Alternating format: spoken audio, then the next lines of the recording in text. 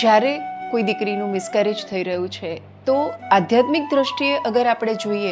તો આપણે બધા એવું કહેતા હોય કે આપણે બધા અહીંયા શું કામ આવ્યા, તો આપણા કંઈક પૂર્વજન્મના બંધનો હશે કે કંઈક કર્મો હશે જે ભોગવવા માટે આવ્યા.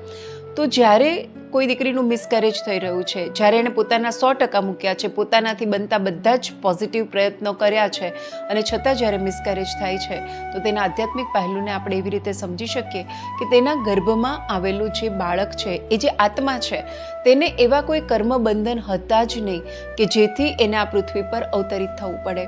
પરંતુ માત્ર તેની ઈચ્છા હતી કે તે માતાની કુખનો અનુભવ કરવા માંગે છે. તો આ કુખનો અનુભૂતિ માટે એ થોડાક સમય માટે માના ગર્ભમાં આવે છે અને તેની અવધિ પૂરી થતાં એ આત્મા આ ગર્ભ છોડીને જાય છે. અને હું એવું પણ કહીશ કે જ્યારે આવો પવિત્ર આત્મા કોઈ માના ગર્ભમાં આવી રહ્યો છે તો ત્યારે એ તેના આવનારા બાળક માટે એ ગર્ભને વધારે સકારાત્મકતા, દિવ્યતા અને પવિત્રતાથી ભરી રહ્યો છે. તો